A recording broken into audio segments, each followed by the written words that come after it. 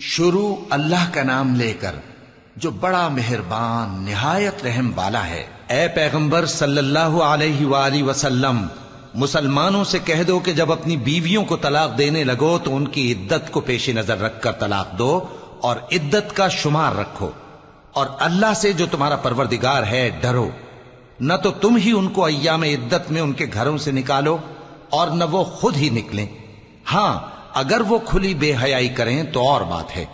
اور یہ اللہ کی حدیں ہیں، اور جو اللہ کی حدوں سے تجاوز کرے گا وہ اپنے آپ پر ظلم کرے گا۔ اے طلاق دینے والے، تجھے کیا معلوم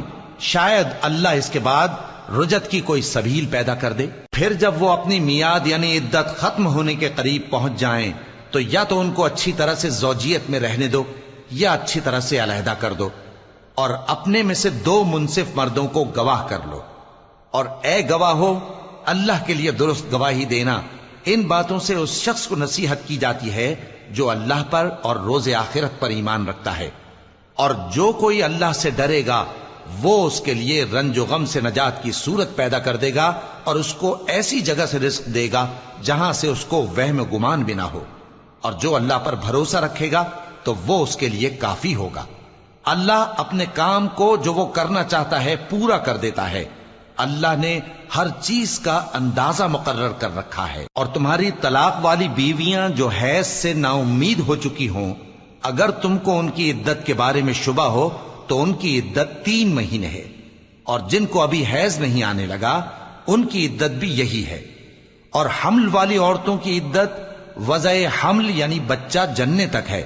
اور جو اللہ سے ڈرے گا اللہ اس کے کام میں سہولت پیدا کر دے گا۔ یہ اللہ کا حکم ہے جو اس نے تم پر نازل کیا ہے، اور جو اللہ سے ڈرے گا وہ اس سے اس کے گناہ دور کر دے گا اور اسے اجر عظیم بخشے گا۔ طلاق والی عورتوں کو ایام عدت میں اپنی حیثیت کے مطابق وہیں رکھو جہاں خود رہتے ہو، اور ان کو تنگ کرنے کے لیے تکلیف نہ دو،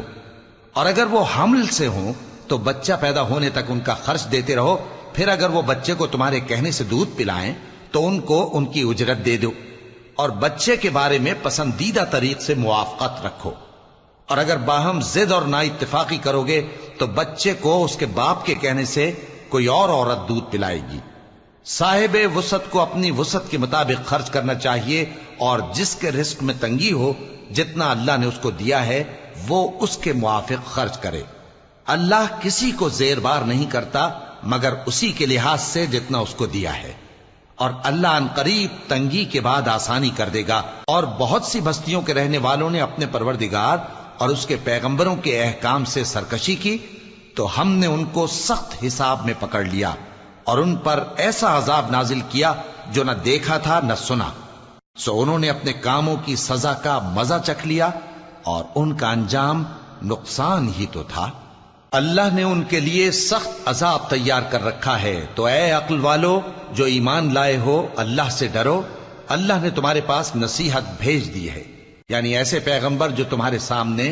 اللہ کی واضح آیتیں پڑھتے ہیں تاکہ جو لوگ ایمان لائے اور عمل نیک کرتے رہے ہیں ان کو اندھیروں سے نکال کر روشنی میں لے آئیں، اور جو اللہ پر ایمان لائے گا اور عمل نیک کرے گا وہ ان کو جنتوں میں داخل کرے گا جن کے نیچے نہریں بہ رہی ہیں، وہ ہمیشہ ہمیشہ ان میں رہیں گے۔ اللہ نے ان کے لیے کیا خوب رزق رکھا ہے۔ اللہ ہی تو ہے جس نے 7 آسمان پیدا کیے اور ویسی ہی زمینیں بھی، ان میں اللہ کا حکم اترتا رہتا ہے تاکہ تم لوگ جان لو کہ اللہ ہر چیز پر قادر ہے، اور یہ کہ اللہ اپنے علم سے ہر چیز کا احاطہ کیے ہوئے ہے۔